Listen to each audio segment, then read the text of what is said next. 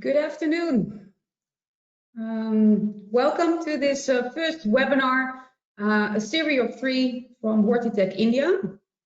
Today, we're going to talk about food safety from harvest to plate. Before we start, I would like to ask you to all mute yourself and turn off your camera. Well, thank you very much for joining. Iris, I can't go to the next slide. Yeah. First of all, welcome. My name is Davinia Lomme. I'm a director of Larive International. Larive International is based in the Netherlands in Zeist. We are the coordinator of a consortium called HortiTechIndia. Today, I will introduce the consortium to you and also the speakers of today's webinar.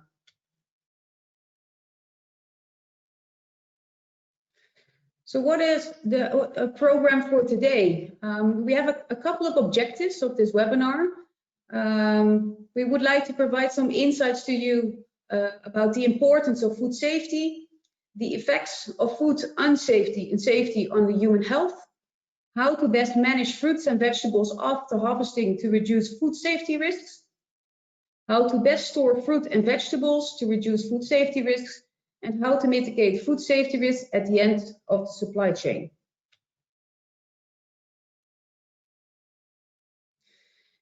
Before we go into that, we would like to know who is listening today.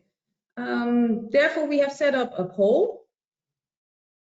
Please let us know who you are.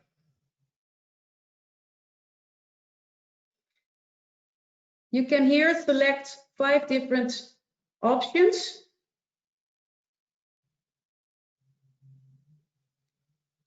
We'll wait a little because I still see that there are people are joining.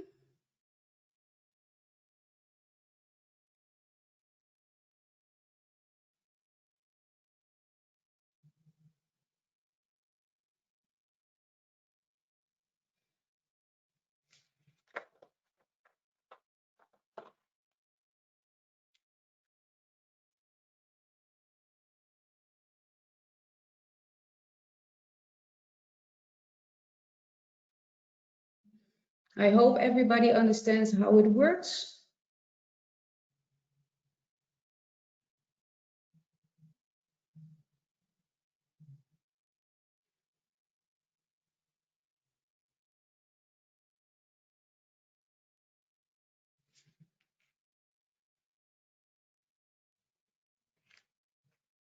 Okay. Okay, interesting. We have people in the room, 22% are growers, 6% is a trader, 34% is a knowledge institute. We have 3% service providers and other is 34%. Thank you very much. Okay, now I would like to introduce you to the rest of the speakers of today. First, we will start after I have introduced the consortium to you with Ilse van Dijl, Agriculture Attaché at the Netherlands Embassy in India. Our moderator for today is Daniel Makwekwa, lecturer at International Horticulture and Marketing at Van Hal Ladenstein, or VHL. We have also today with us Marije Strikwold, Associate Professor Safety in the Food Chain and Toxicologist at VHL. We have Mark de Ruiter, Lecturer at Lentis Education Group.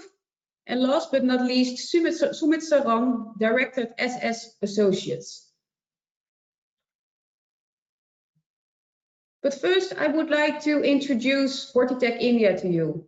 Who are we? Well, we are a public-private consortium that consists of innovative Dutch partners operating in the horticulture sector. We provide knowledge and technology solutions for greenhouse cultivation of fruit and vegetables in India. Our objective is to show that investing in Dutch technology is commercially viable. If you want to find out more, please visit our website www.hortitechindia.com.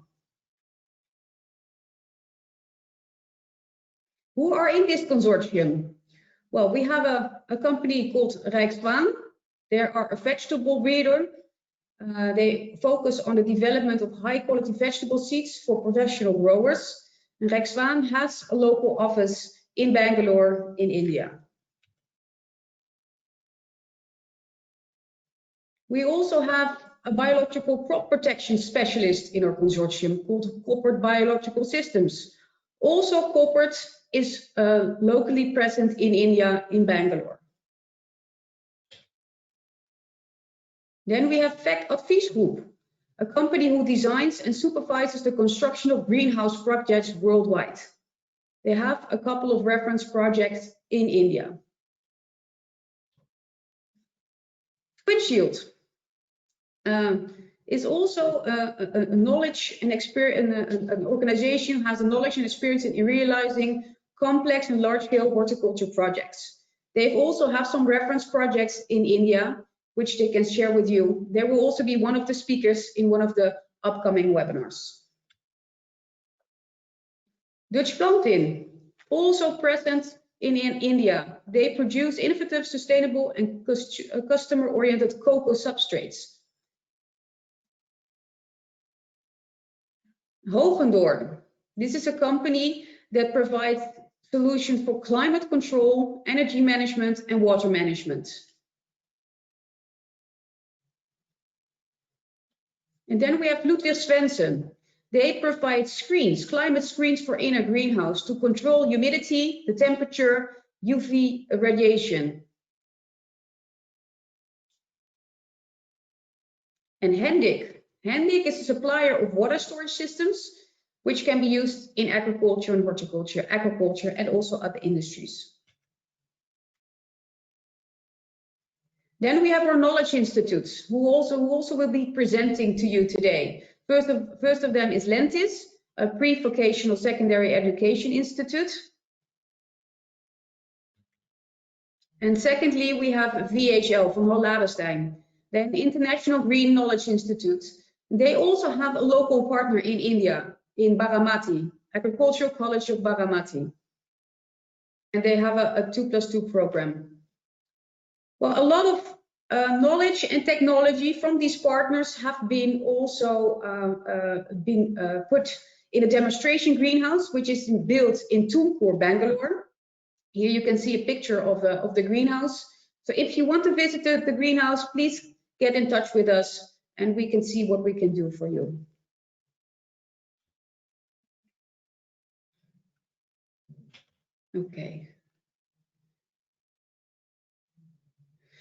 Okay, so now I would like to give the word to Ilse van Dijl to give her view, give her the view of the Dutch embassy in India on India and horticulture. Up to you, Ilse. Thank you very much. I hope this webinar is going to be very pleasant. Thank you, Davinia, and good afternoon, everyone. My name is Ilse van Dijl, and I'm the Acting Agricultural Counselor at the Netherlands Embassy in New Delhi. I hope you're all in good health, and I'm very glad that we can connect through this webinar series. And I'd like to start by reminding everyone that tomorrow is the 15th birthday of the Sustainable Development Goals. And I think the topic we are discussing today, which is food safety in fruits and vegetables, is paramount to achieving several of these Sustainable Development Goals, such as achieving zero hunger, SDG 2, good health, SDG 3, and sustainable production and consumption, SDG 12.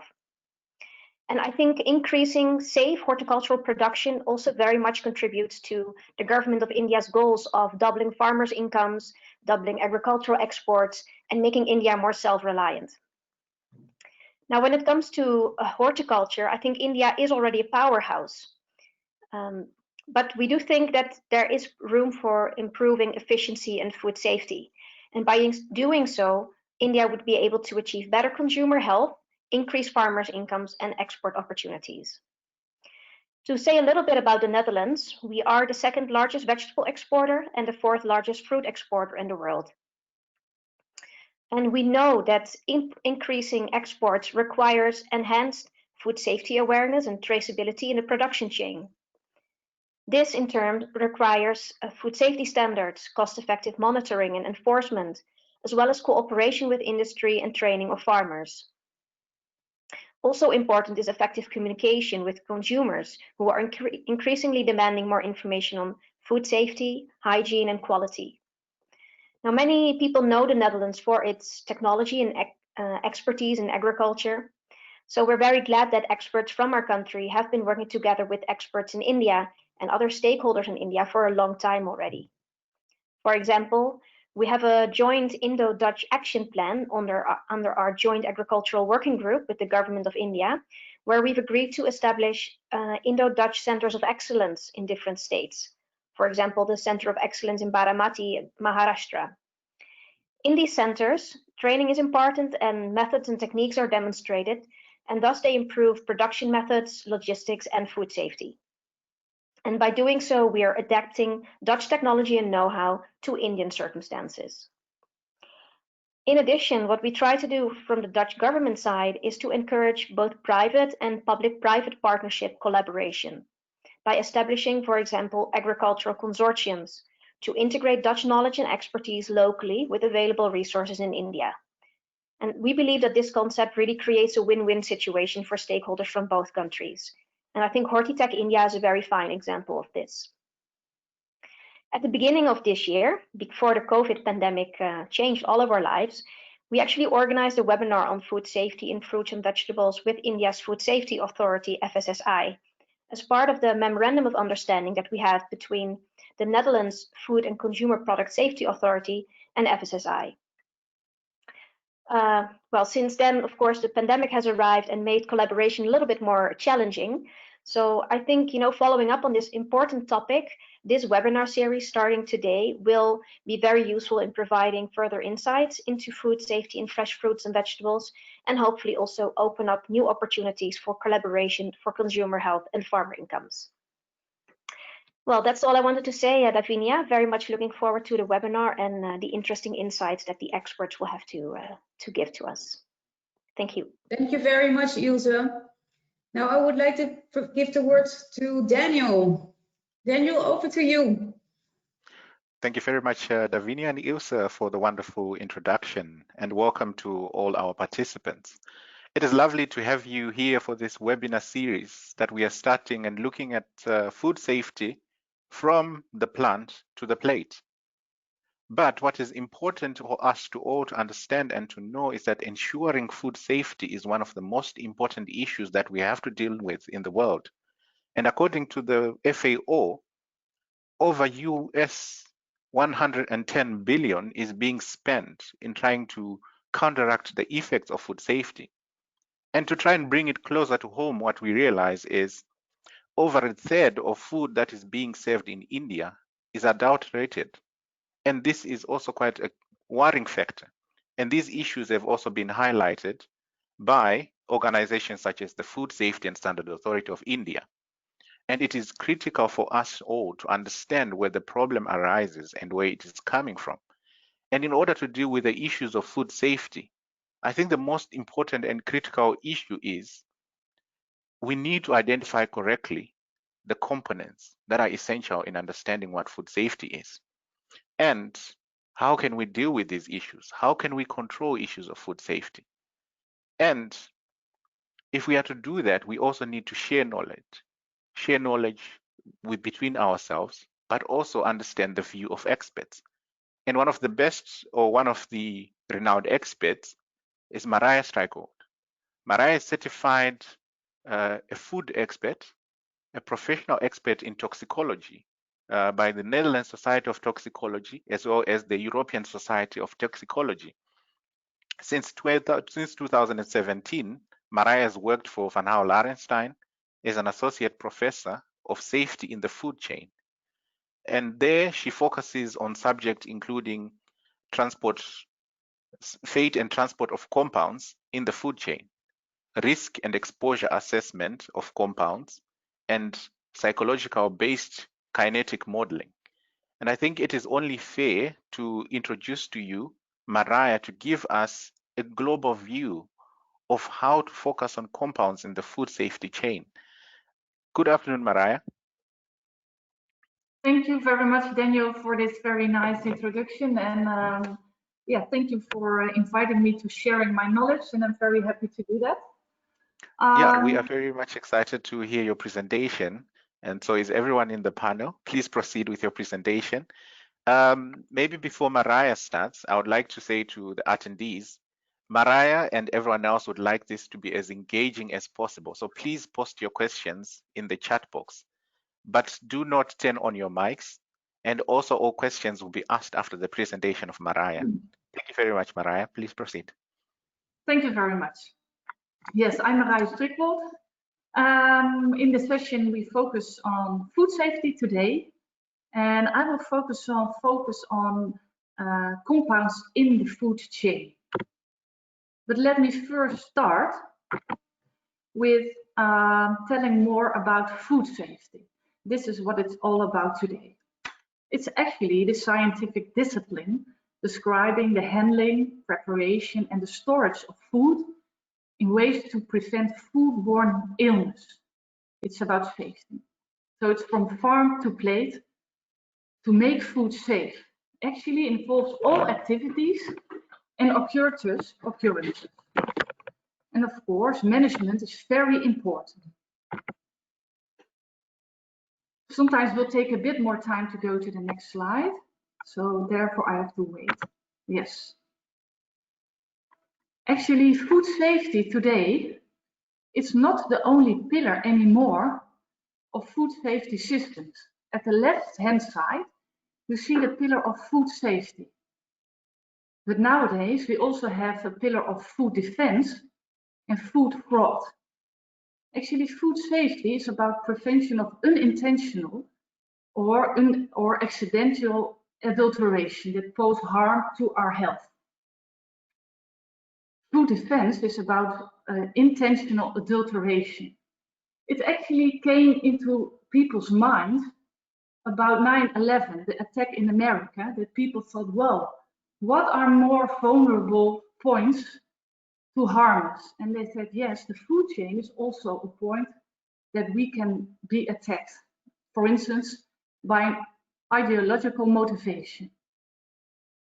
So this is actually about having people access to my food company, or only people with a pass can enter the industrial side or the management side. Then we have also food fraud. It's about intentional adulteration of food with an economical perspective. People who would like to gain money and maybe also pose health to risks, but not always. Think, for instance, about dilution of products that will not pose any harm. But when you use, for instance, carcinogenic coloring agents to mark up bad food, then it can pose a risk. So nowadays, these three pillars are important for food safety as a whole. Well, in some countries, food defense and food fraud are more elaborated than others. Today, we will focus on food safety. Food safety is about biological risk, physical risk, and chemical risk. And biological risk is about actually contamination produced by living organisms, for instance, microbes. Physical hazards, therefore you can think of a hazard of, for instance, a bad knife that can produce actually some hazardous materials in your food product, or glass that's broken off in the production chain and enter your food. Today we will focus on the chemicals. Well, how do compounds end up our horticultural products like fruit, about almonds, mushrooms, spices, etc.? Well, there are several sources. They can enter actually in the whole food chain, and the food chain can be very small, can be very local. As you can see here above, it can be grown on a garden and come into a plate, but it can start at, well, local farms, be transported and come into the plate, but it can be much more elaborated as the food chain is nowadays in our world. It starts at a farm. We transport our food all around the globe. It's distributed, it's packed, it's delivered, and then ends up in the plate. And actually, during all these kind of steps,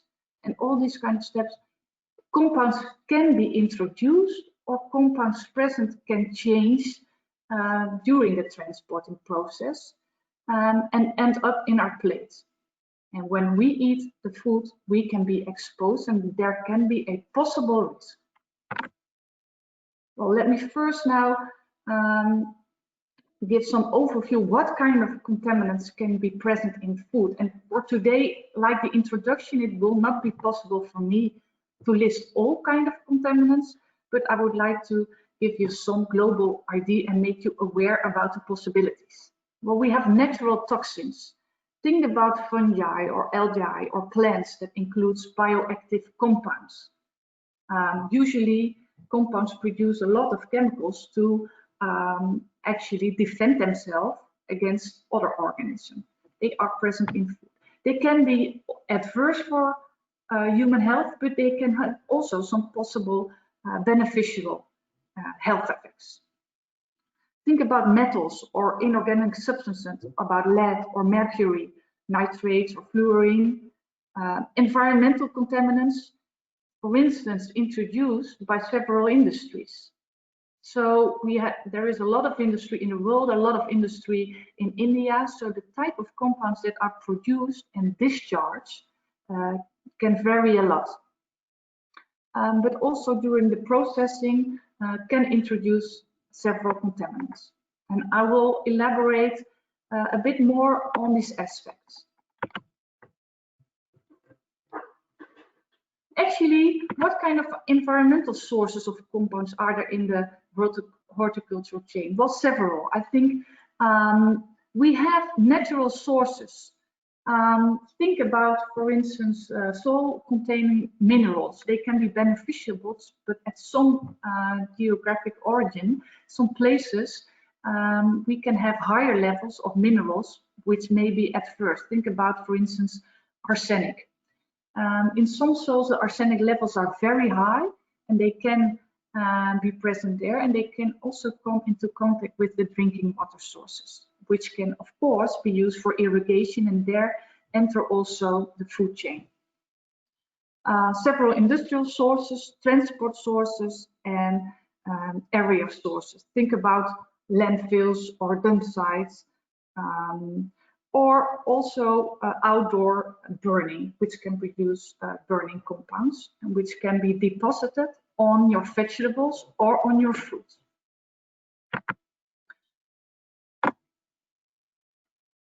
Please be aware that when you are a grower, you may be aware about some pollution which is visible. For instance, if there is a dump site, or when you see it, like a lot of plastic or a lot of garbage, or where there is industry nearby, you can see it. And then you may understand that some compounds, for instance, present in soil, can leach to the groundwater, which you may use to irrigate your vegetables or your fruits, or they can be taken up directly. But sometimes compounds, chemicals can be there and everything looks nice and good, but it's invisible, because compounds, chemicals in the soil you often don't see. If you see, for instance, a large ore spill, then you can see it, but often it's not visible with your bright eyes. Let me show you a pathway, for instance, what kind of compounds can be present in the soil. And I will mention soil because actually, as a grower, it starts, your product starts on the farm level. And actually, a good, healthy soil is very important for a healthy product. There can be a variety of compounds present in the soil. Think about heavy metals, but also pesticides, polycyclic aromatic hydrocarbons, PCBs, or polybrominated diphenyl And this is only a very small list of chemical groups. Now, days, we also look at new type of compounds. Think about pharmaceuticals. Well, you might think, how do pharmaceuticals get up in our food chain? As consumers, we use pharmaceuticals and they come into our body, but their breakdown products, they get out of our body with our urine, which is actually discharged in our water bodies and enter the environments. Usually this is a very low level, but if you have several points where maybe a lot of water comes together containing this urine excretion, then you may have some higher levels. We also use a lot of micro and nanoparticles, and actually there are still a lot of scientific gaps about the effects on the human health. But there is evidence that also micro and nanoparticles can enter some type of plants. So that's something to take care of. We also have perfluoro compounds. So this is just a small overview. And I think not all of the compounds will be present on your land. And it's important, therefore, to analyze what are possible compounds that can be present, because the present is site-specific or area-specific. Think about, for instance, are you a grower in a specific area with a relative high level of natural minerals? Do you know that? And take a look at that and check if these minerals are at higher level, for instance, like arsenic, adverse for human health. Or do you know the former use of your land plot? Or was there, for instance, a former industry which may have discharge compounds? What is the source of your water that you use? Is there a nearby activity, or has there been a lot of burning on the soil? Because that means that there are a lot of polycyclic aromatic hydrocarbons present, which can be taken up. Well, what about taking up? What about when a compound is present in the soil? What is the main route? Well, you see the route. What is the main exposure route for the crop? Well, if compounds are present in the soil, they can be taken up by the roots of a vegetable, of a plant. And they can be translocated upstream to the leaves. Sometimes they can also stay in the root. And of course, this can be the edible part, but also we have some root vegetables. And actually, these can contain sometimes higher levels than this. Another route is, for instance, when the soil is contaminated by wind erosion, then soil can actually adhere or attach to the leaves. And if you don't wash it well, you can also ingest it. Some compounds evaporate, they are volatile and can then be taken up. But I think the main route is uptake via the root and then translocation. Important is also to realize when the soil is contaminated and when you have root vegetables, a lot of soil can be attached there. And you cannot easily always, depending on the crop, easily wash it off. So you have direct contact with contaminated soil. That's possible. When we look at the differences for fruit, vegetables, between both fruits and vegetables, then we more often see higher concentration in vegetables than in fruits, probably also because of the longer transportation part along the tree. So this was one example of how compounds can enter actually your product that you grow, but it's not possible to give just a standard list of what compounds are present. That is really site-specific or regional-specific, if your soil is contaminated with what or not. And don't forget also the source of water irrigation. Where does it come from?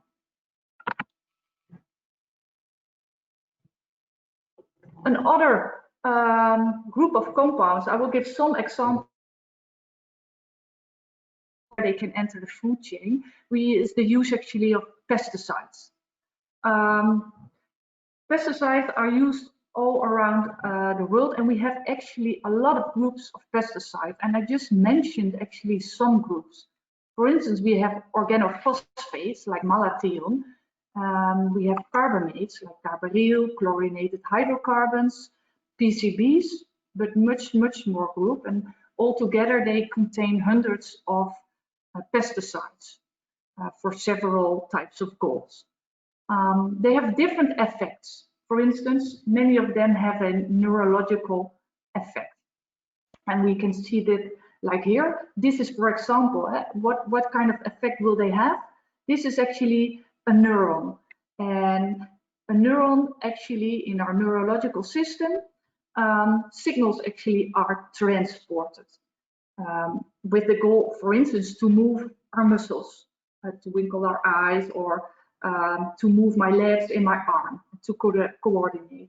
And actually this black kind of compounds, it's called acetylcholine, it's transported after the signal enters here, it's transported around the synapse, and then it comes on a receptor. And then the signal is transported further in order to make our muscles, for instance, move. You can imagine that this is quite, the concentration of the transport of signals is very delicate, and it's actually regulated in our body. So not too much signals should be transported. So therefore we also have compounds that, enzymes that stop or inhibit the transport of the signal compounds. These organophosphates, unfortunately, they interfere when they come into our body, they can interfere with this system. What they do, they block the enzymes. So which means that the signal compound is constantly active. So that means that our signals are constantly given further, which would give tremors, but also depression of our respiratory system, and ultimately it can also lead to death at very high concentrations. So this is a really adverse effects. So if the level of pesticide can be too high, then such effect may be present. But also, of course, there may be a risk for the people who apply the pesticides in the field. Now, this is just one type of effect, and actually, depending on the type of compound, the effects can be different. So important to realize that when you apply pesticides, please look at what concentration are allowed and how long should be taken to harvest your crop, to allow the pesticides to get out your crop.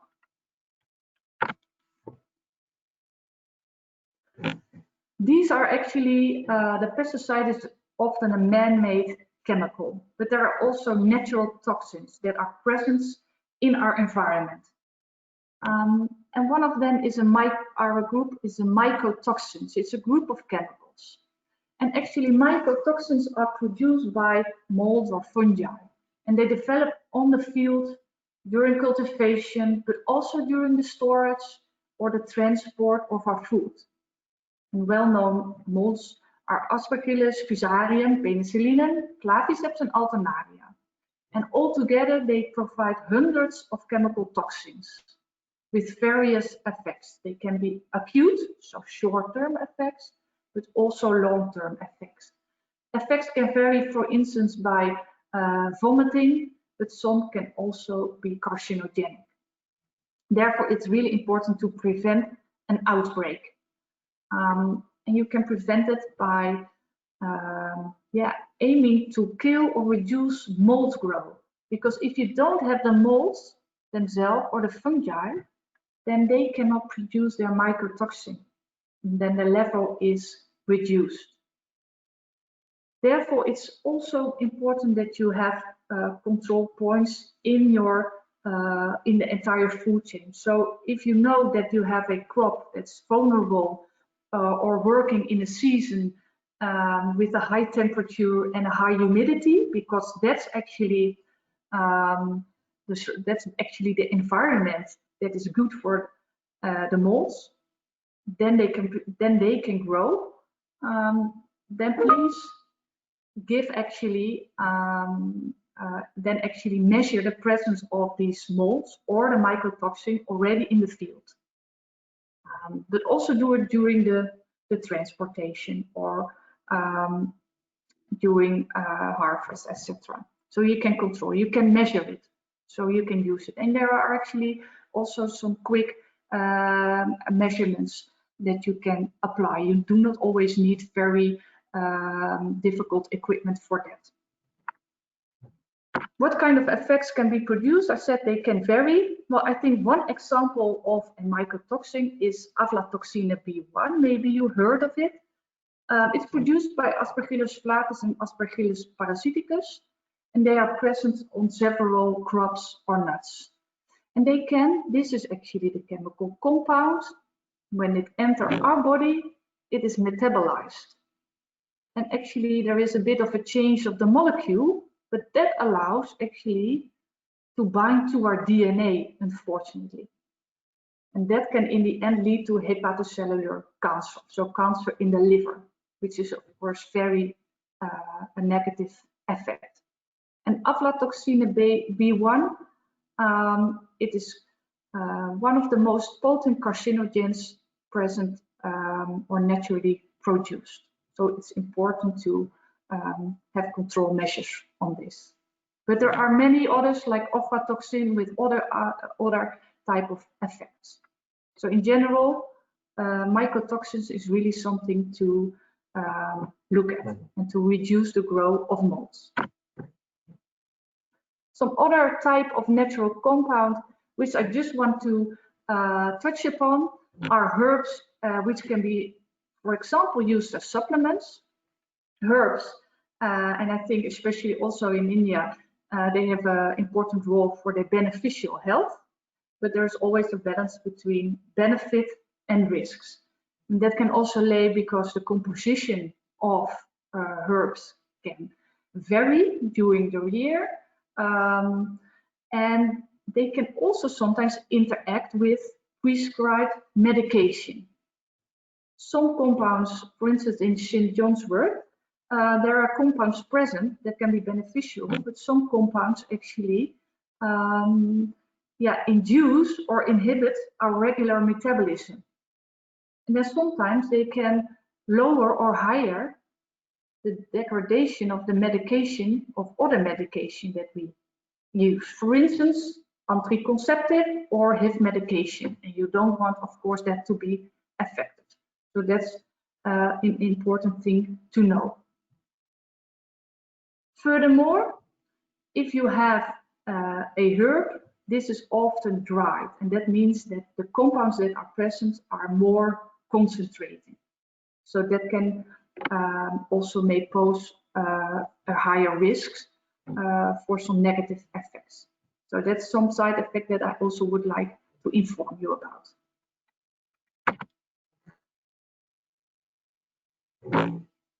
What more in the food chain can happen regarding the presence of compounds? Well, processing and preparation.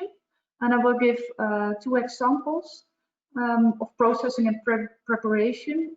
Drying can be one of the processes, depending actually on what kind of fruit or vegetables and what you you build and what kind of end product you made.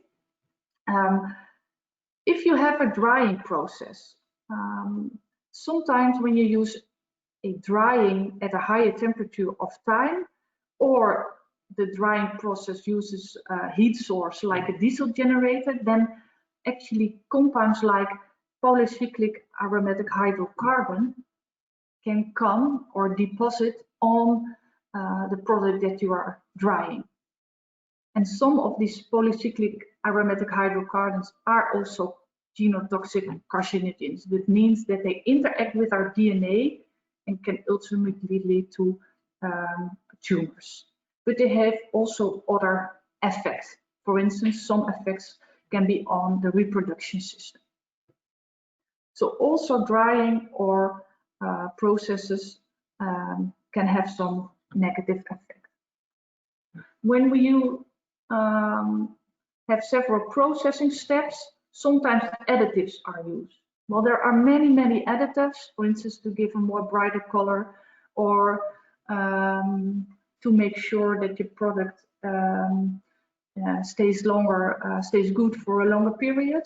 Well, there are food additives that are very helpful, but it's important to only use them for an allowable concentration. So that's important, because at higher level they can pose an effect.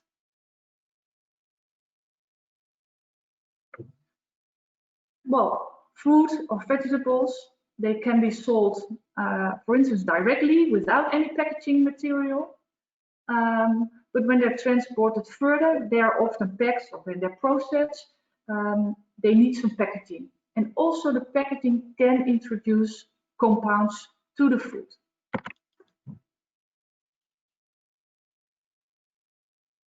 If this is actually the packaging, and inside the food product, actually packaging materials can migrate. For instance, a plastic or a can contains chemicals. Actually, that's what it's built from. They can sometimes migrate to food. Think about pesticides, elements and metals, additives, monomers. They can come into contact with them. Actually, you can actually modify by choosing the right packaging if compounds are migrate. And actually it's a balance between what kind of compound do I have, or what kind of food product do I have, and what kind of packaging will I choose. Look at the characteristic of the packaging. What type of material does it contain? Is it plastic, or is it a can, or do I have something else, a paper bag? What kind of compounds are present in such kind of packaging material? And are these compounds, are they, for instance, water soluble or lipid soluble? And what is the characteristics of the food product? Do I have a more water product contains more water, or is it more fatty? And is the packaging for a long time in contact with the food, and what is the temperature? All this kind of aspect influence if compounds from the packaging material can transfer or migrate to the food. For instance, if you have a product with a more acidic environment to store the food for a longer time, and then you use a can with, for instance, contain several elements or metals, then these elements or metals can dissolve in the acid environment. So that is not actually good packaging material. You better use maybe glass to transport it in glass. If I have a fat food product and I use plastic material which contain, for instance, monomers and polymers, so the fatty compounds, chemicals, then these fatty chemicals can migrate to the fatty food product, which will occur less when we have a product which is more water soluble. And don't forget some possible risk of using ink on your packaging material. If you don't let it dry for sufficient long time and it can come into contact with your food product, then the ink components, which contains also compounds, chemicals, can be transferred to the food. So I gave you an overview now of compounds that can be present or come into the food chain. And it's not a complete list. That's not possible in the time, but I gave you some overview.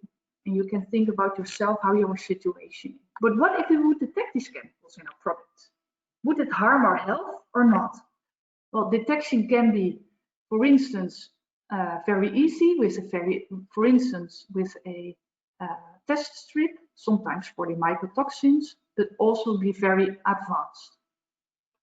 But what if we would detect these chemicals? What does it mean?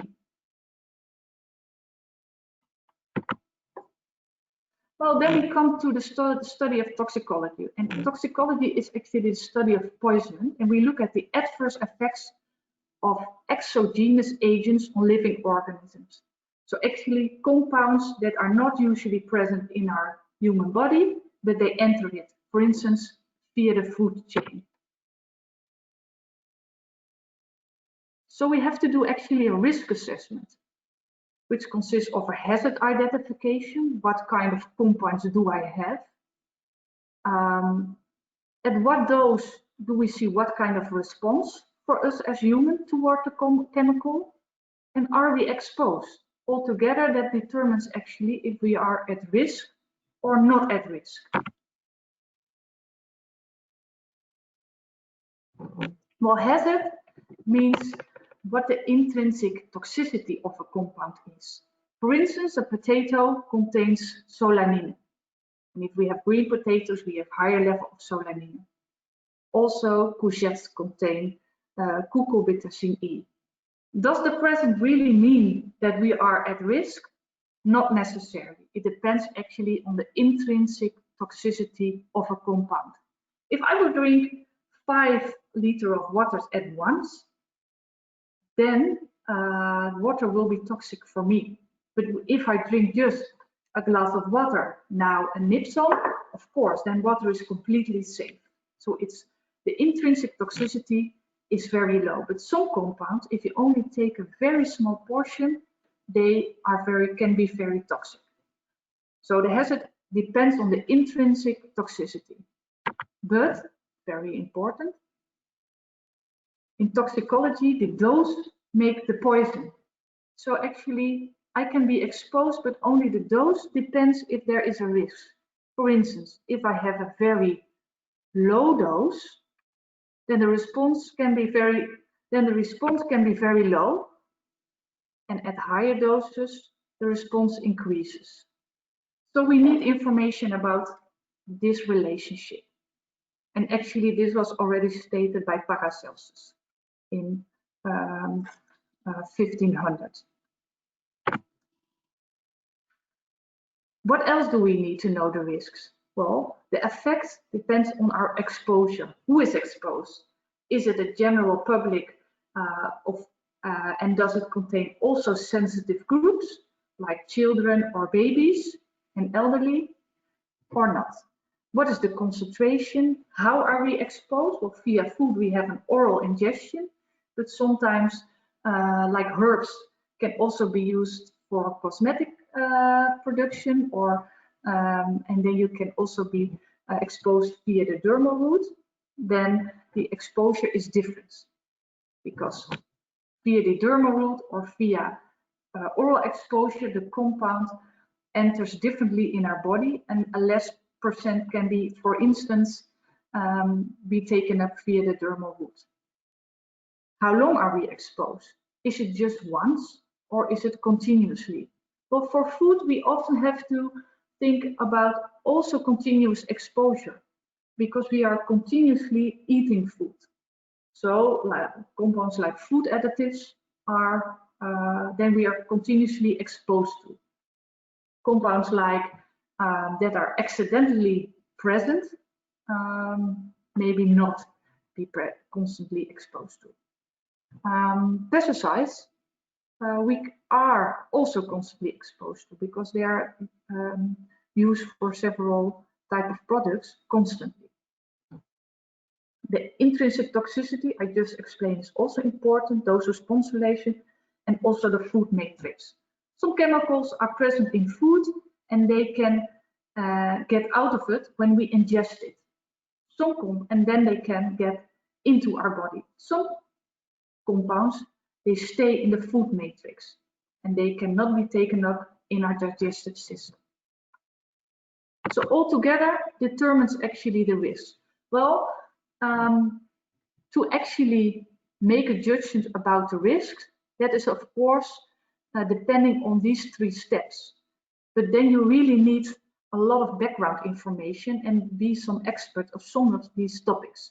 Well, happily, there are several guidelines for you, for the, also in India for the Food Safety and Standard Authority, and already maximum concentration of compounds in products are mentioned in there. For instance, a maximum residue limit for a pesticide per crop.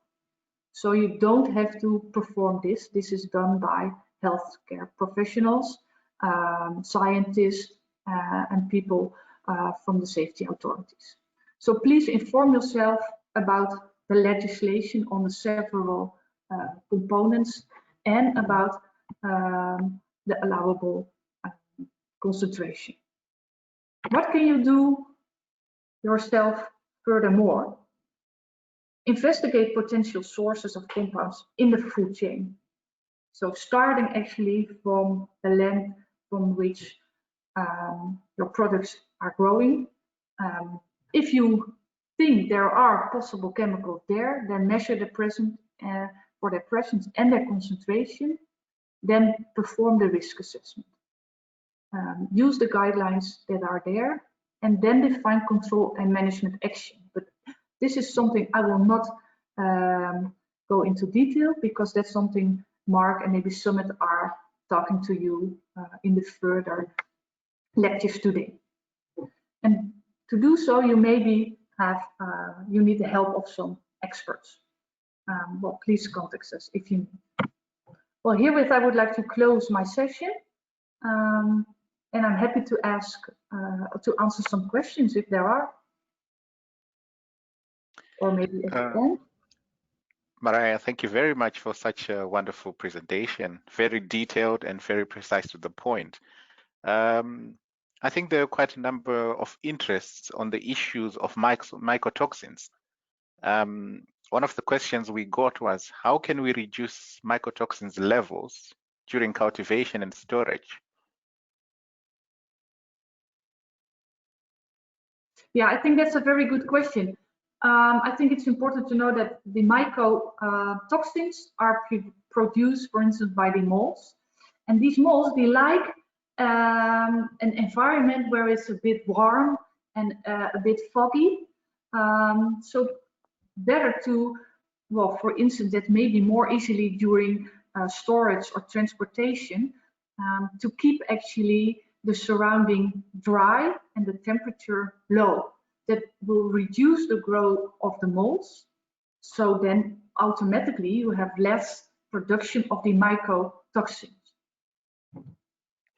Okay, but maybe what also Mohammed also wanted to understand was, is there a possibility for myself, either as a grower or either someone who's involved in the storage of horticultural produce, to test this on an individual basis? Can I test mycotoxins with a homemade kit or with a available kit on the market? Yes, there are some kits on the market. So maybe I can look them up and send them afterwards, because that then I can advise to test actually for the mycotoxins, and then do it in periods actually which are most vulnerable. For instance, when you are actually in the foggy season with the higher temperatures, then you can decide when you would like to test, or when you give it to your supplier. But yeah, so there are really testing kits. Yeah. Okay. Then maybe to come back to something you said at the beginning, there was an issue that countries tend to focus more on food safety and less on food threats and food defense. Maybe why is that? Well, that is because actually food safety, there is for many decades, there is already a lot of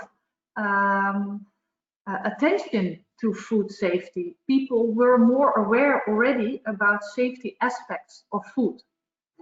And actually this food defense topic, like I mentioned, like when the attack was at the 9/11 at the Twin Towers, then people were more aware, oh, we could be attacked. And what else are actually, where are we more vulnerable? Not only by the Twin Towers, but also the food chain was pointed as a vulnerable item. So then they were thinking, how can we make sure that such an attack cannot happen? And so actually people were not thinking about it much about it before.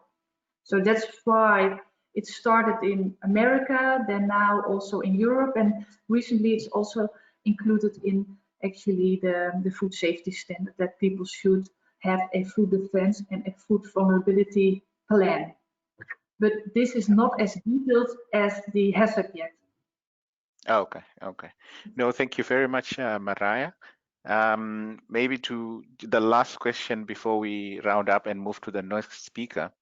There was quite an emphasis on pharmaceuticals in your presentation, and you find that currently we are constantly getting a lot of medication. In horticulture, is there a possibility of managing that? And if it is possible, what can we do? You mean for the pharmaceuticals as a new source of compounds? Yes. Well, I think it is some new compounds that we are looking at now, but I would not put that as a direct priority. I think the priority is more on compounds that are already in soil, or the pesticides or the mycotoxins. It is just to mention also some new compounds. So I would only think it's a threat when you use water actually that's maybe coming from a large city in which all these kind of actually all the water comes together, and if you use that, then it maybe is a bit risky, but I would not put it on top of the priority level. No, not for now. Okay. No. Okay. It's so just more or less. It's just something that we are aware that these chemicals are also coming into our environment. So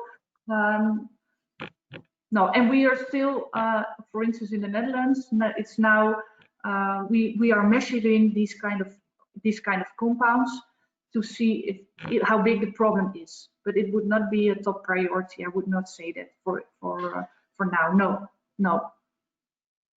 Okay. No, thank you very much, Mariah, and thank you for your wonderful presentation.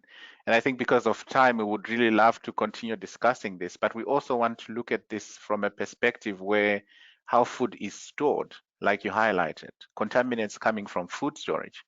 And I think this is a critical issue that we need to discuss when we're looking at food safety from the plate perspective.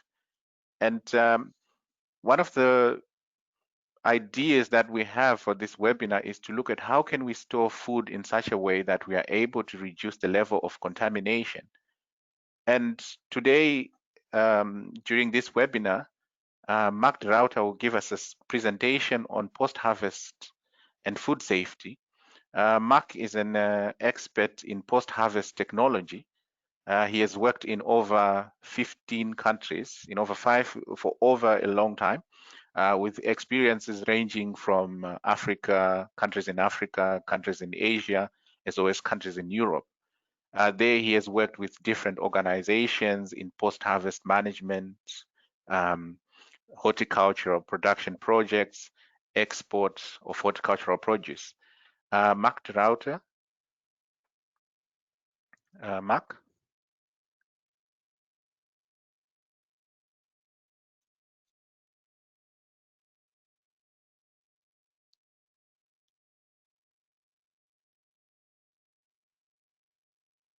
Mark, good afternoon, Mark.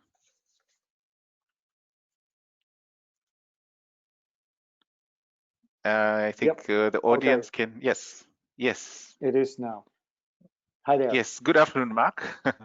Thank you very much for joining us. Please, the floor is all yours. We have had a presentation from Mariah, where she highlighted a number of possible contaminants that we can find on our food. And one of the issues she highlighted is also an issue of contaminants that can happen during storage. And I think you also touch on these issues, as well as issues on how to control these contaminants. What can we do and how can we handle this? Please proceed with your presentation, and the floor is all yours. Thank you. Thank you, Daniel. Okay, well, thank you for giving me this opportunity, and I hope you all can hear me well everywhere, wherever you are in this world. Yes, post-harvest and food safety. And let me use the time as much as I can to the benefit of you. I will concentrate from the objectives in the webinar. I will concentrate on the point 3 and 4, how to best manage fruit and vegetables after harvesting to reduce food safety risks, and how to best store fruit and vegetables to reduce food safety risks. So the two, both of the objectives talk about how to reduce food safety risks. And the question, of course, then is automatically in my mind, what are the risks? Where are the risks? How to approach these risks, and when do they happen? As well as why are these risks happening at all? And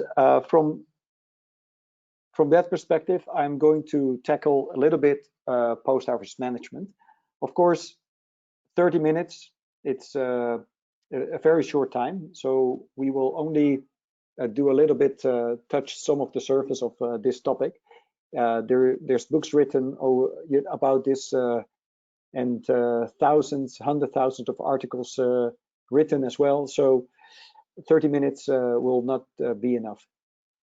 If we look at the aims of post-harvest management, then traditionally you should look at the first 4. You know, people wanted to reduce losses. They wanted to increase quality and improve availability. Now, if you look at these, reduce losses, very logical from a farmer's point of view, from a wholesaler point of view. Losses is an economic loss, less produce, so therefore less economic advantage.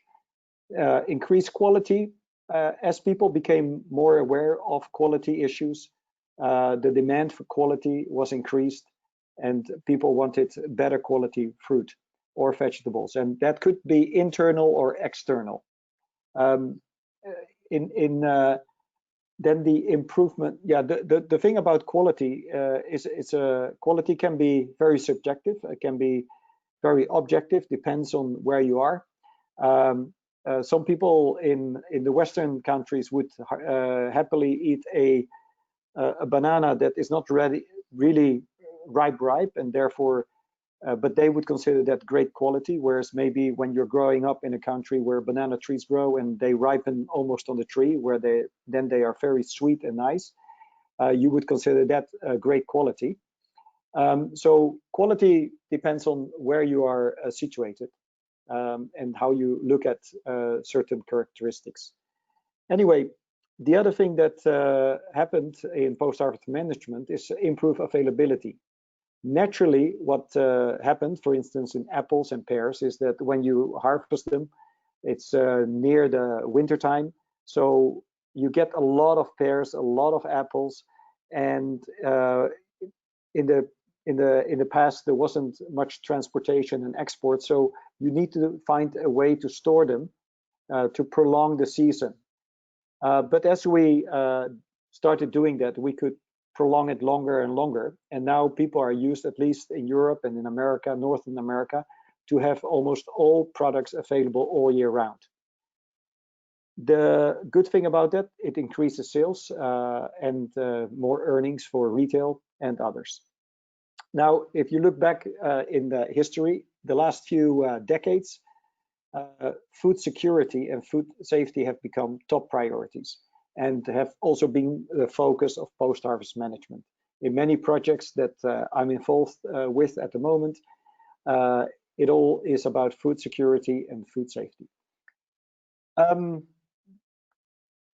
I have to wait. So the goal is, in the end, to get quality, optimum quality of fruit and vegetables, and very safe products to eat. And this picture was taken in, I think it was in the Philippines.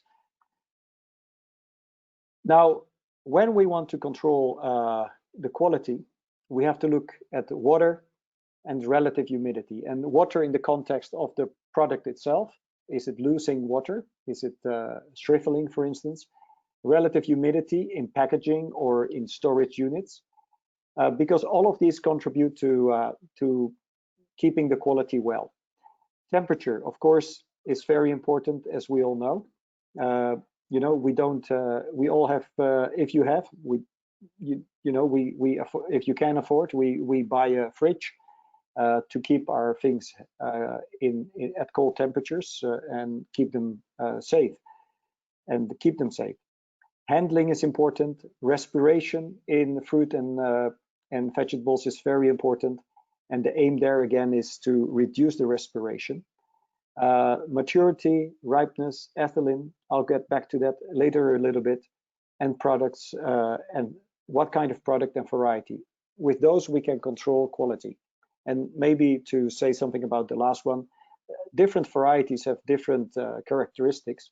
So to maintain the quality in storage, some varieties are better for the long-term storage than others. Yesterday, I was in the fields here in Holland, in the fruit trees, looking at the harvest of apples and pears, and they all differ. And some of them, they need to sell straight away. Others, they can keep for 11 months. But that depends on the variety.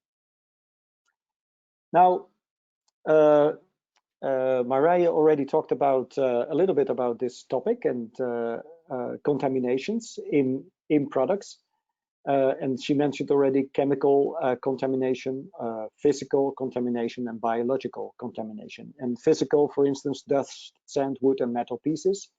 In my work experience, even in Spain when I was there as a technologist, we would have metal detectors in the sorting and packaging machines, because we never knew how things would, you know, if a piece of metal would end up in a melon or in an orange, etc. I think for post-harvest management and keeping things well, of course, biological is very important because bacteria and fungi, they can contaminate the product and therefore cause it to shrivel, to rot or go bad, as well as pathogenic microorganisms in the soil. And as I will mention, I'm going to say it now, but as I will mention, maybe if I don't forget later, it's the last one is interesting because, of course, in the soil means that it's still in production. So it's pre-harvest that the microorganisms end up on the fruit. And so for low-hanging fruits on the pears, for instance, if it rains, the rain can cause the microorganisms to jump up from the soil into the and splash onto the fruit, and therefore in Holland they make sure there's a layer, a grass layer below the fruit trees in order to prevent that from happening. But it happens pre-harvest, but the effect is post-harvest. So post-harvest sometimes I will say so starts earlier than the harvest. But the question is then where to start. We know there are contaminants, and then you have to start analyzing them. And also Marije already started mentioning a little bit about this. But when you start analyzing, we have to also ask the right questions. What are the risks? Where are the risks? How to approach these risks, and when do they happen? Why are these risks occurring? And how to mitigate these risks? Now, all these questions together in a way are being answered through using a method called HACCP. And HACCP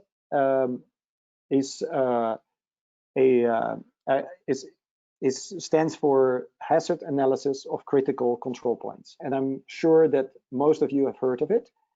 And it is an analysis of those hazards. And I'm not going to give you a whole lecture on HACCP because that would take forever. But it would be good for you to do some more research on it and what it means for you as a grower, as a producer, as a wholesaler, or maybe in a different position in the food chain, in the supply chain. I hope not in the food chain. HACCP is, as I said, hazard analysis of critical control points. And the idea behind this is to reduce the risk, and it's also to prevent things from happening from production all the way to the plate. I remember that in the past, people were only concentrating on the end product. And if the end product was right by random testing, it was okay. But now we are looking all the way from the start, the supply of the supply chain, and that's where we start looking at all the hazards that could happen and are in the, potentially there. And the good thing about that is that it's not just about food safety, but also about reducing costs. Because the earlier you can have interventions, the better you can control everything and reduce cost. You know, you don't throw away things that have gone bad or have been contaminated. So these are the principles, and this is just for some not new, and it might be just a refresher, and for others it's new to you. But these are the 7 principles for HACCP. And the first one is that you make a list, and we start from the top and go with the clock. Make a list of all potential hazards. Not all can be prevented, but most likely all of them can be controlled to a certain degree.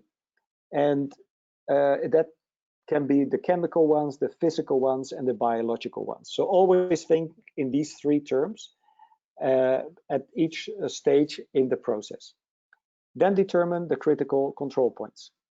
Where are the hazards occurring and where do they need to be controlled? Then you decide what the maximum and minimum value is when one starts to intervene. When do we need to intervene in the process or in the situation? For instance, keeping avocados at a certain temperature.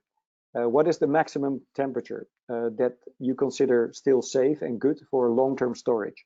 And you establish those minimum and max values, and then you start, and that's the next step, monitoring and measuring those values. And you need to establish a monitoring system, describing the method, but that includes who is measuring it, what is being measured, how it's being measured, and when. Establishing documents, that's very important. In my career, I've visited over 30 countries, and a lot of them I did sourcing for a major importing company in the UK.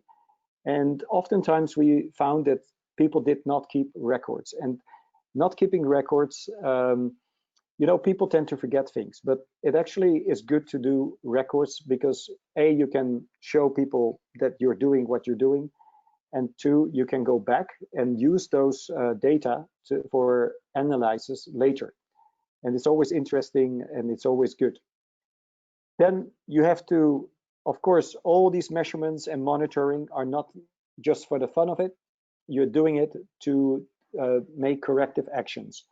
And you also bring back everything to where it needs to be. And you adjust according to what you have established. What is the maximum minimum value? And you're trying to reach that. Anyway, this is in a nutshell a little bit about HACCP. And if you want to know more, you can do some more research or contact us, and we can help you with that. Let me see, can I? Yep, it's responding. Now, at the University of Hawaii, they made this wonderful presentation. Originally, I had a PowerPoint, and then I would just, the red lines would not show up straight away. But these are potential areas where contamination can happen during post-harvest management. During production, harvesting, the washing, the grading, the packing, the storage and shipping, and retail.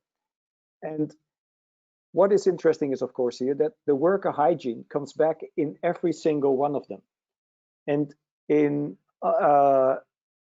many of the contaminants do come from worker hygiene problems. Maybe there are no good facilities for toilet use, washing facilities, showering, and cleaning. I was visiting in Malawi, a company, and the people working there, and this was a cheese factory, so it's not directly related, of course, to produce, but milk is important in this aspect. But the people working in the village, they worked in the company, but they had they only had a few sets of clothing. They were poor people. There is no toilet facilities in the village, no washing facilities. So after visiting the cheese factory, cheese-making factory, we recommended that they would be provided with clean clothes, that they could wash themselves there, that there would be showers, towels, etc., etc., because it was a huge potential risk to the cheese making. And actually, the wastage level was reduced by 30% after implementing concentrating on worker hygiene, because they bring a lot of contamination into the different areas. And even if you have very clean production, and the problem with a lot of the produce is that it's being transported and handled by many different people before it reaches the plate of the consumer. And because of that, the worker hygiene comes back all the time. People stack it, they bring it to the next person, they divide it, and everywhere there's potential of contamination. And you can think about, for instance, E. coli, that would be a major source of problems. However, in post-harvest, in the end, we want strong, clean, healthy, high-quality produce, fruits and vegetables, and we are trying to reduce the effects of contamination because it's a high risk for decay.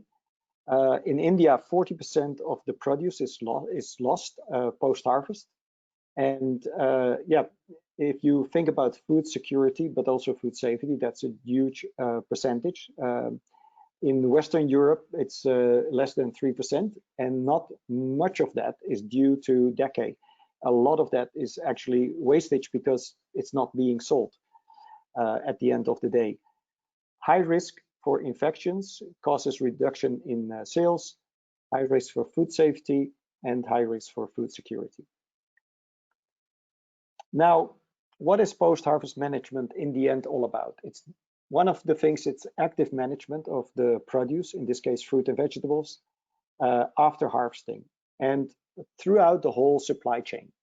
And then the objective is to maintain its internal and external quality. And we want to deliver a consumable product. And you and I are consumers, so that's what we would prefer. As I said, post-harvest really starts pre-harvest. We want optimum harvesting and handling, and that it's, that's where it starts. Like yesterday, I was at a farm harvesting pears, and this particular variety is very susceptible to damage from the stalks of the pears. So it would be very easy to cause stalk damage and punctures in another pear, and therefore it's handled very, very carefully, just like babies, very gently. It's put there, and it cannot be machine harvested at all. And all is done in order to prevent any contamination to enter into this healthy, strong pear. But it needs careful handling, because otherwise, post-harvest, we have a huge problem. So the optimum growing conditions, which is all pre-harvest, the production time, all these management pre-harvest are very important in order to have proper post-harvest management. And I would say that a lot of the problems that we see in post-harvest wastage are related also to pre-harvest management. Now, what can we control post-harvest? That's the handling, washing, sorting, harvesting, grading, but of course also the storing, cooling, processing, packaging, and transportation. Now, well, I think I went too quickly. Let me see. Changes after harvest, yes. I'm not going to go into the total physiology of products because there's no time for that. But changes after harvest are of course, important, because after harvest, it's the plant or the fruit or the vegetable that we want to eat is separated from the rest of the plant, and for the fruit or the vegetable is still considered a living organ. It's separated, but it's still alive. And something changes because, of course, the supply of water and nutrients is stopped, but the metabolism and the evaporation still continues. And that continuation is important because the evaporation, the respiration, all these things that continue, all these processes that continue, they produce heat. And heat will cause problems if we don't deal with it. Not all produce or vegetables have the same respiration rates. Like here you see kale in the top and bananas in the bottom. They're completely different, so we have to treat them differently. Now, I'm waiting. Okay, so once the product is taken off the plant or the tree, and what happens? It starts immediately to lose water. And if it leaves, water is lost, the firmness changes. So fruit softens, leaves wither, and leafy crops like lettuce can wither too. The dehydration causes shriveling, discoloration. The lack of nutrients, because there's no water and nutrients entering, will result in tissue dying if we don't do anything with the product. If we just put it on the table, we just leave it outside, it just starts dying. And then the changes in the hormones inside the fruit causes it to have an increased respiration rate, and that results in heat production. And if we cannot cool it down, that heat production can be very serious. I've seen literally mangoes arriving from overseas, and the steam smoke was coming out of the container because the cooling system had broken down. And all these mangoes were starting to ripen and produce heat and heat and heat, and it was amazing. You can't believe, unless you've seen it, it's hard to believe it happens. Then it increases the aging process. And what the problem there is that ethylene is released, and ethylene has a major impact on the fruit respiration, and a lot of lettuces or leafy products cannot handle ethylene well. So we want produce quality, but the fact is that it changes after harvest. So how do we reduce that? First, we have to handle it very well. There's a lot of what we call mechanical damage, and I see it everywhere. Everywhere I've been to develop post-harvest management systems, we see that there is, during harvesting, picking, there is damage because people don't consider how they're doing it and what they're doing. The drops are too high during sorting. There's too much pressure, like you see in that with the tomatoes here in the left picture. And what happens is, because they are pressurized, the ripe ones are triggered to produce more ethylene. But the ethylene will cause then the other produce to ripen more. And in the end, if this is left for too long in higher temperatures, it will rot or produce, it will just causes to go bad. Rubbing, it can be too loose. So during packaging, it needs to be the right amount, no pressure, but also not too loose so that they can rub against each other. Shaking during transport can cause damage, and handling too many times. And I think that is where maybe also in India, there can be a lot, it can be gained a lot, the handling. If we can get the produce directly from the farmer to retail and make that chain as short as possible and with less handling, that will automatically increase the produce quality, but also the food safety, because we are taking out a lot of places where there could be potential contamination. Less people handling it means also less potential for contamination. Now, post-harvest control parameters, and Daniel mentioned about storing. And if we want to store well, we have to control temperature. And the main idea is to lower the respiration rate and maintain that temperature. Then ethylene, we control ethylene for preventing the fruit to age or to ripen or to shrivel. And the humidity needs to be at the right level. Yes, microorganisms love, like bacteria and fungi, they love high humidity. But at the same time, if the humidity is too low, then the product will dry. So there's this balance. Therefore, the contaminations needs to be reduced as much as we can, because to store them long term, we need higher relative humidity and low temperatures. So contamination is important also for long-term storage. And then, of course, atmosphere, the respiration rate can be controlled by increasing or reducing the oxygen levels.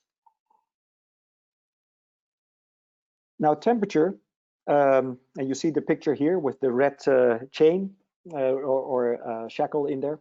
It's basically often the weakest link in post-harvest management. In the cold chain management, in logistics, we need temperature control from harvest through, and if it's not eaten right away, at home as well, in storage, in transportation, and in store. And after harvest, we want rapid cooling to reduce the respiration, reduce the chances for bacteria and fungi to grow and to multiply, because they love it. And if we can control the temperature, lower it, then we can reduce the potential hazard of those contaminants for the end consumer. Now, this is really a big problem. I've got a study of China, and what we see is that the chain is often broken.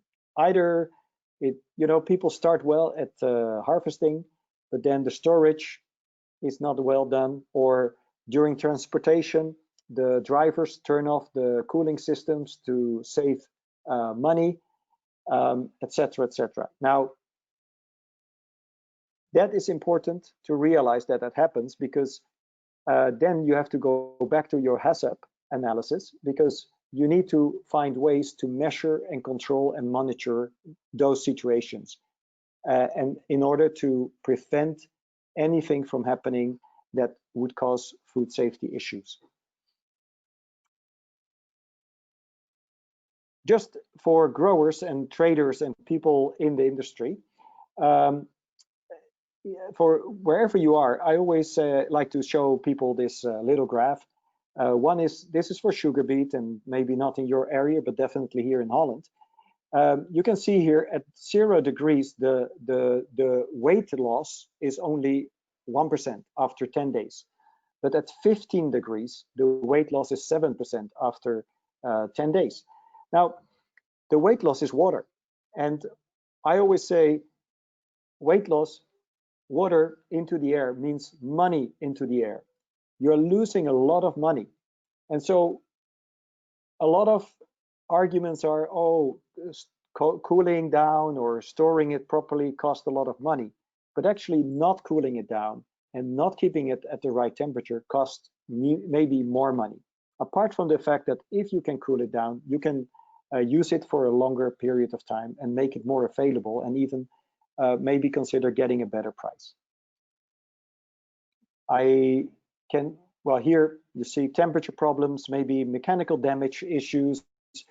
Could even be that the strawberries were picked too late, or maybe even the strawberries were picked during a rainy time of the rain, after a few days of rain. So you can see the temperature, just add a little bit of temperature, 22 degrees, and suddenly you've got all these molds growing. Yeah, This is ethylene sensitivity. This is just to make you aware, and then I think I'll finish my presentation for now. The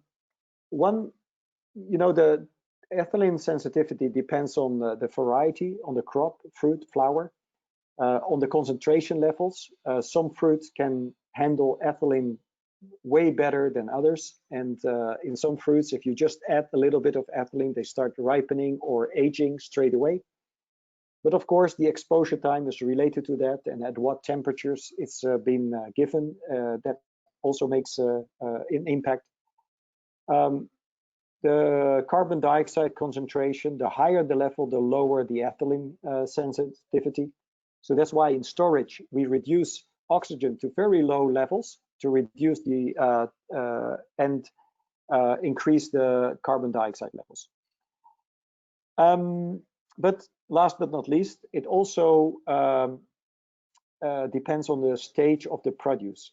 If it's very mature or very early in its maturity stage, it will produce less or more. You know, when it's very mature, and you could compare it with bananas or mangoes. If you've got a really nice yellow ripened banana, it will produce a lot of ethylene, whereas a green banana will produce hardly any ethylene. And if we are aware of each produce, how it behaves in storage, then we can maintain it in a better quality. Now, this was a quick overview. There's so much more to tell. So I've made a list of 3 books that I recommend. And of course, I'm a little bit biased about this because the best book is, of course, the last book. Not because I've written it, because I didn't write it, but because A.K. Thompson, Professor Keith Thompson was my professor when I did my master's. And the great thing about the fruit and vegetables harvesting, handling, and storage book, it's also available on a Kindle edition, which I think is great because a lot of people ask me, can you send me a book or can you help me get this book because it's not available in my country? But I'm so glad that there is a Kindle edition of this book now.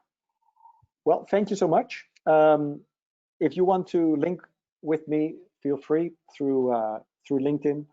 I rather not share all my email addresses, but feel free to connect through LinkedIn. Thank you so much. Any questions? Daniel. Mark, thank you very much for such a wonderful presentation. I know if we had given you time, you would have gone into more details and you'd have clarified on a lot of issues. But I would like to take you back to an issue that you mentioned during your presentation, that post-harvest management measures start before harvesting. Maybe you can share a bit of more information and insight about that. Yeah, so for instance, calcium is very important in a fruit for keeping it in storage. And so the calcium content of a fruit is determined by the soil and nutrients given, the soil grown in and the nutrients given before, during the production time, in the pre-harvest time. And therefore, we find problems in storage that are related to that lack of nutrition and fertilizer during the growing. So that's a very simple, straightforward connection. But for instance, if you have certain crops, it would be good to either water them or not water them just before harvesting. If you water them, of course, they are very turgid, so they've got a lot of firmness. But imagine that if they've got a lot of firmness, that they're also easier damaged in the handling because they're easier punctured. Whereas with the vegetables, you want them to be nice and fresh, so you water them before harvest in order to have them healthy and strong. So just a few simple examples.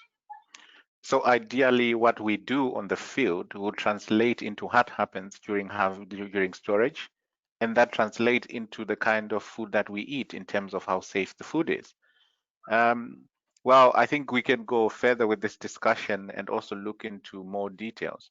Maybe my last question is about storage, because you mentioned temperature as well as being one of the areas which is important in the chain of storage and food safety. But what can be done to reduce issues of fungal contamination? Yeah. How do we take care of that? Yeah, the problem really of the question is that we have so many different fruits and vegetables, and so depending on which product you are dealing with, in what area you are, whether it's tropical or less warm, humid or not, you will have different degrees. So again, fungus, for instance, they can already be, most of them will be already on the product. Bacteria might be already on the product. So washing, when sorting and washing, using very clean water and making sure that all the time you have fresh water to clean the produce will help in storage. And related to temperature, then therefore you can manage it better. So I think it's there's too many options here related to where you are and which product to go into more details. Okay, Mark, thank you very much for your time, and thank you for your wonderful presentation. You're welcome. I think Dr. Nata from the World Health Organization, the representative for the World Health Organization in India, highlights that food safety affects every family, and different families also have different access to food depending on where they are living, and also the kind of retailer that is supplying them with food. And maybe to introduce our next speaker, I'll start with introducing a question that has come in the discussion panel, and then introduce the next speaker. In the chat box, there's a question that says, how can we provide asymmetric information to a consumer for predicting the quality of food when buying the product? It is essential for the consumer to understand also, is the food that I'm buying safe? Also for the retailer, am I selling safe food? And Sumit Sarani has worked for over 20 years in managing and implementation of various international food products in India. He is currently the director of SS Associates, an international food marketing consultant firm in Delhi. And I think he has a lot of experience in working with different organizations from the US and also sharing a lot of information when he was also head of the international foods at Future Group. Sumit, welcome to today's webinar. And not to put so much pressure on you, but the Indian panel also hope to get an answer to the questions on how do we inform the consumer? How can we make sure that the consumer is protected from unsafe food? Please proceed with your presentation. Thank you, Daniel. Pleasure to be here. Please bear with me. Just let me make sure that my screen is working. Okay. Can you hear me all right, everybody? Yes, we can. Please proceed. Sure. Thank you. So in the next 15-20 minutes, what I'll do is just give a brief on what the current situation in India is, what's happening with buying, selling, promoting. But most importantly, I wanted to spend maybe 5-7 minutes on mindsets and how in the current scenario, India and Indians need to look within and then look at way forwards. Just as a matter of introduction, SS Associates, we represent and market various international foods in India currently, including some high-value foods from the US, like Washington apples and pears, and also in the dry fruit and nut, we do work with American pistachios and cranberries. We were also one of the key people to launch kiwi fruit in India, and now it's become a big success in the last 3-4 years. Before that, I was with Future Group, which was at that time India's largest retail, and I actually also had the honor of working on a project with the government of the Netherlands and with Larive and so it's in a sense it almost feels like coming back home and talk. We've had very long-standing relationships with folks here in the embassy of the Netherlands, and really some things about Netherlands that really touched my heart when I started working there and meeting with companies there was that I was told that Netherlands is a country which is below sea level, and since childhood people know that you cannot fight water alone, and so there is an element of sharing that is built into the psyche, and that element of sharing is something that I feel is at times I feel gets missed in our societies.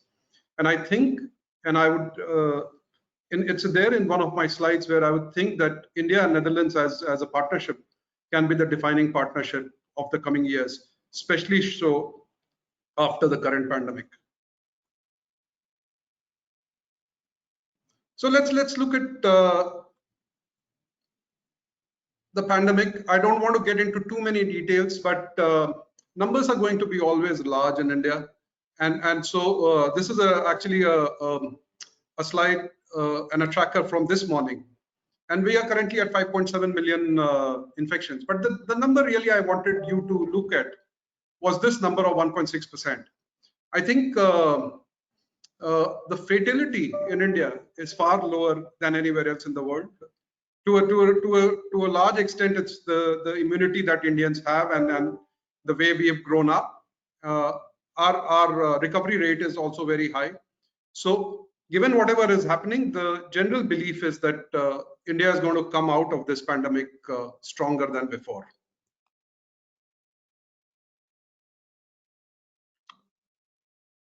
I actually wanted to look at some key trends. And this is something because we work a lot with consumers day in and out on our work that we do with product promotion and marketing. In the past, as a retailer, also this was something, an area that I used to watch very carefully and very closely. What I'm seeing is that health is now becoming a big concern for people. And there is, after a major difficulty that the trade faced, we are seeing an increasing demand for healthy and hygienic foods. There have been some massive changes that has happened in both retail and the way people are buying. And also in the last few days, there have been some drastic changes in farm policy. There is also like a plethora of theories that float around, and most of them tend to be on the negative side of the doomsday scenario that awaits us. But I think India has also seen some winners and some major winners in this pandemic. We've seen, I think the vendors won. I think the shopkeepers, the delivery boys, I think the delivery boys was no less than COVID warriors. The guys who were delivering product to us during 100% lockdown day in, day out, they definitely came out as winners. New businesses won. So many new enterprises happened during the lockdown. And finally, I think we may be second world, third world, whatever it can be termed, but I think at the end of the day, the consumers won. You would not have seen stores being looted in India or massive queues here and there. People figured out a way, and both vendors, suppliers, and consumers figured out a way, and are destined to come out of this victorious. So that's 3-4 key parameters that has come out, and this is a research done by Capgemini, which has just come out, done with 11,000 consumers across the world, and including India. And one of the things is that 9 out of 10 people are now wanting hygienic food and safe food, and they're willing to sacrifice their traditional shopping habits, and if I mean they are willing, most importantly, to pay an extra buck for products that they believe is safe and hygienic. My challenge, sometime I feel the challenge is it's that the consumer is ready. Is our systems ready, and is our retail ready? Is where the gap is. So some changes are already becoming visible. This is, sorry, this is a picture that has been taken by me. This is the wholesale market in Delhi, and the change that you see, this was taken a few days back. And we are beginning to see the changes happening. We are also seeing changes at the retail, far more cleaner, far more space. And then there are some new initiatives that are getting, these are news articles from the last 2 weeks that has appeared. There is a company trying to supply indoor green vegetables grown under lights. There is a consumer who's working in hydroponics. And these are areas that needs to be encouraged, that needs to be developed, and that needs to have a backing. And I think really the kind of knowledge and experience that Netherlands has in this area can be extremely beneficial. If I look at the Indian economy, again, we've been growing at a 6-7% rate for the last many years. And I have seen food and grocery actually grow 3-4% higher than the GDP. So even on a bad day, India's food economy was growing by 5-6%. There is a little bit of a dip that has come in here, but we all believe that the recovery will be sooner than later. It might be different shapes as people are predicting. Somebody is saying V, somebody is saying W. But the fact is, this is the blip, and we're going to come out of it. And so the predictions about India and it being as one of the leading destinations for both for investments and one of the major changes in consumer behaviors that will happen globally remains intact. This few months, I would like to take it as a blip.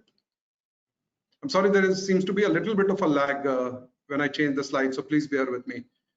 This again, I think, is a very important slide. It shows how the consumer income is moving, and if you see between 2015 and 2025, you're talking 40 million households. That means almost like 100 million people that move from a middle to an upper middle or to a consuming class. Well, that's like a Germany getting added to a consumption bracket.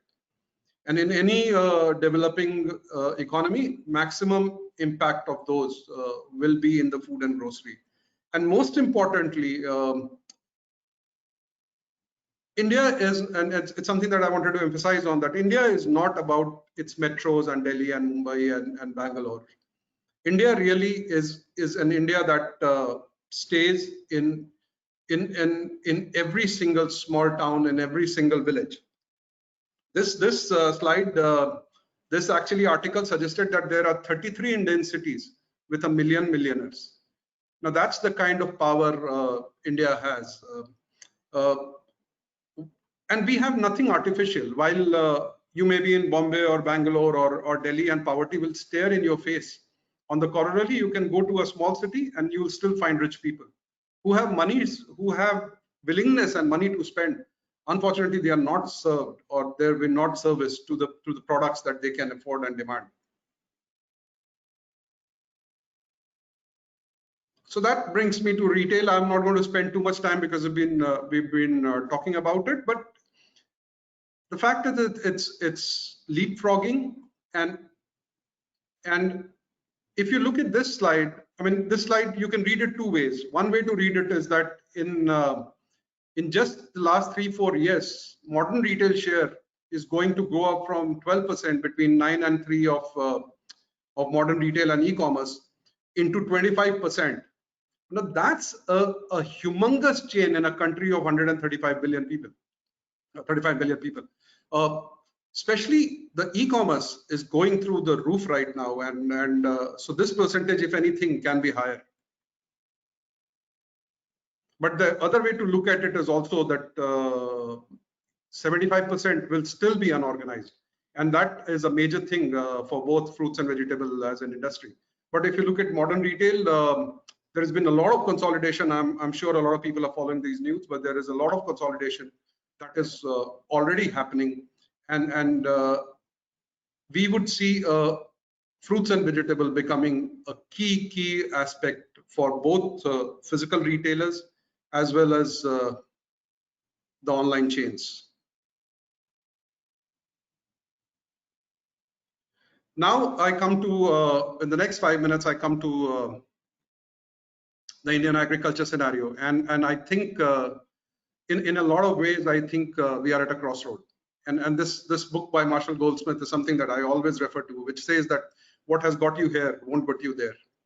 So while we are all very proud of the green revolution that happened and what we have achieved in agriculture, but the fact is that at the same time, the world also grew.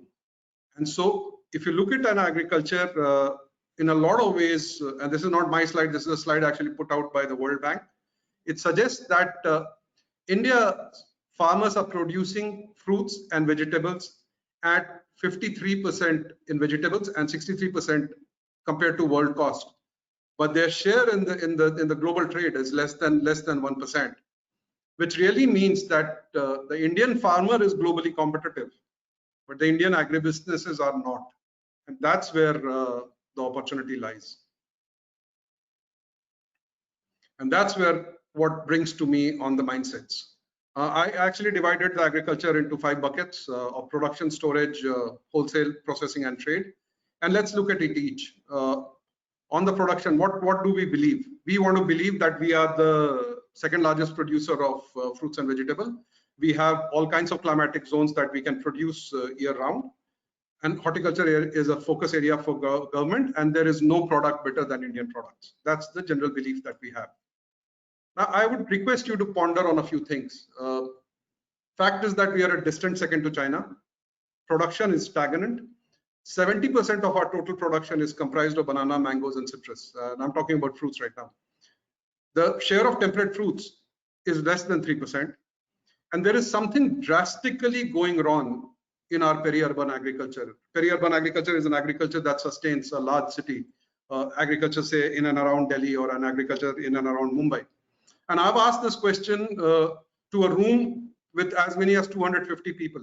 And I ask this again, I think there are about 50 people right now on the webinar. And to all the Indians that I ask, close your eyes for 1 second and think of how many deaths in your friend, family, acquaintance in the last 10 deaths that you know, and how many of them were cancer. We are sitting on a time bomb and we are not ready to accept it.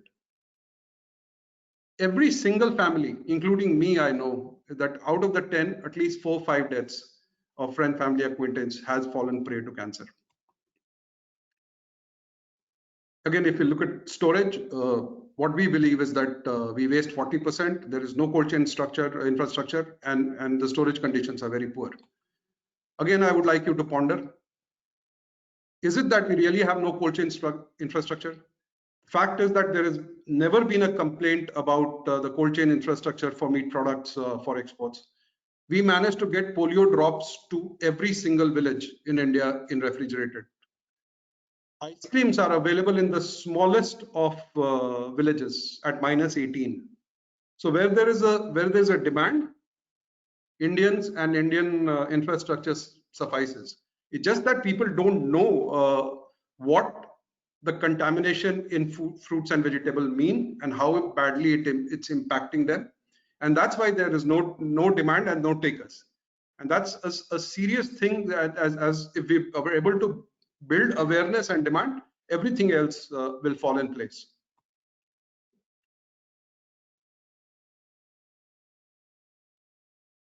Look at wholesale. I mean,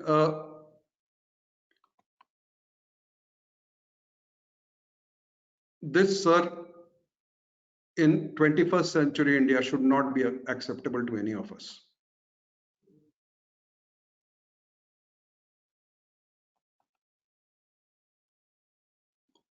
Look at retail. Now, this guy selling fruits and vegetables on the road, and this guy selling fruits and vegetables in modern retail, unfortunately, are both buying from the same messy wholesale system that we have. So it might look very nice and packaged beautifully here, But the fact is, it's still getting routed through the same supply chain with very little efficacy on both pre-harvest and post-harvest handling. And finally, on processing. I don't know how, but somehow this thought has gone through Indians' mind that we waste 30–40% of our production, and that's why we produce. That's why we must process. I was many years ago involved with a study that threw up this number. This actually number came from McKinsey in 98–99 on a report called FIDA, which was Food and Agriculture Integrated Development Approach report by McKinsey. They had quoted this figure.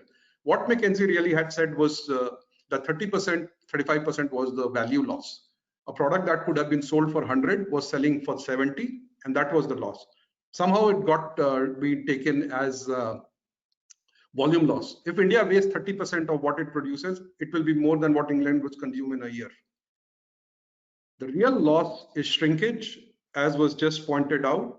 A lot of our products goes up in moisture and nobody knows, and that's the criminal wastage that is happening. But more importantly, what has happened in this is that a thought process has gone in that we must process because we waste. So what we are doing ending up is equating food processing to waste management, not realizing that a bad quality tomato will never give you a good quality ketchup.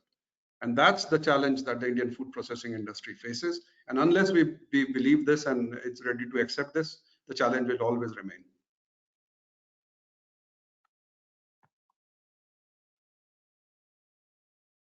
I might be running a little over time, but just last 2–3 slides.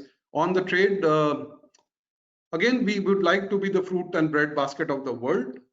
And what we would like to think that India is self-sufficient in food. What I would like you to ponder is that there is no country in the world self-sufficient on food. We need to be part of global food supply chain. Trade is not a one-way street. We can't be proud of our grapes being sold in Rotterdam and in UK and all these places, but keep resisting in our, at least if not in operation, in our hearts and in our minds, food that is coming from other parts of the world.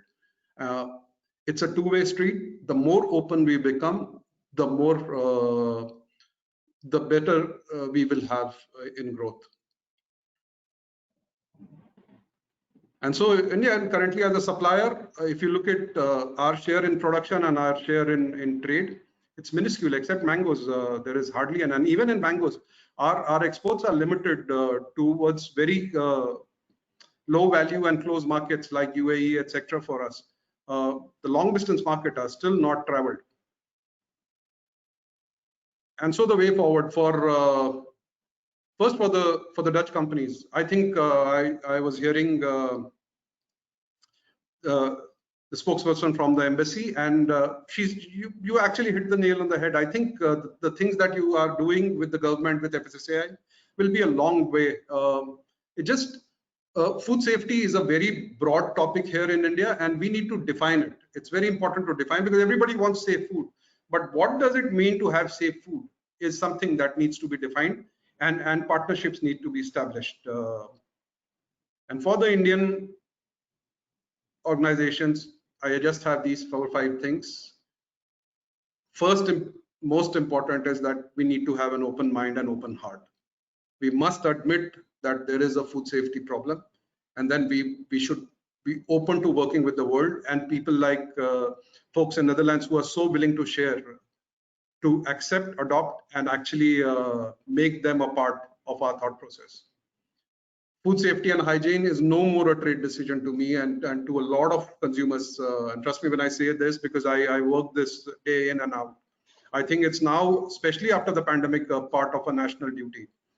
And the last point I wanted to make, Daniel, was that while we are in a hurry to fix food safety and hygiene, it's very important to realize that speed will be important, but your direction will be critical, because if you run in the wrong direction, India cannot afford another round of this.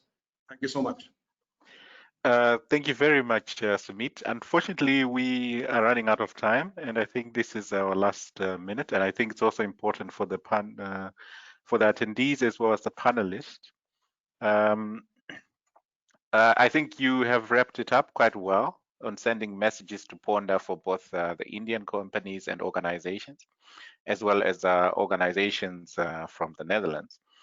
I do have a number of questions, but because of time, I would like us to wrap it up and probably ask from your perspective, what is the way forward for organizations during COVID as well as post-COVID?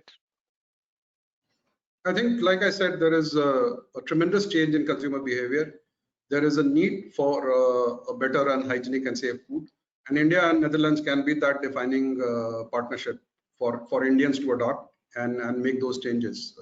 I just hope the government realizes it and the organization and farmers organizations get involved in this mission. Thank you very much, Sumit. I would like to hand over to Davinia to wrap this webinar up for us. Sorry, it stretched a bit longer than was planned, but it was also quite interesting and engaging. Davinia, over to you. Thank you. Yes. Well, welcome back. Thank you. Thank you, Sumit. Thank you, Marije. Thank you, Mark. Very inspiring. I think we learned a lot. Thank you for sharing all your knowledge. Well, today we have to close. We hope you enjoyed and learned a lot from this webinar. We have 2 more webinars to come. One will be next. Can we go back? 2 more webinars to come. One will be next week, and the other one will be in 2 weeks from now. You can still sign up for these 2 upcoming webinars. If you still have questions or you want to get in touch with the partners of HortiTechIndia, please send an email to hortitechindia@larive.com, and we will try to answer your questions or send them through the partners of the consortium to answer them for you. This session of today has also been recorded. We will also put it on our website and maybe also on the website of the Dutch embassy, so you can also share it with other growers and other specialists in the field. For now, thank you all. Thank you, embassy, Ilse, and everybody who has helped organizing this today. We hope to see you again next week, and for now, have a good evening. Bye-bye.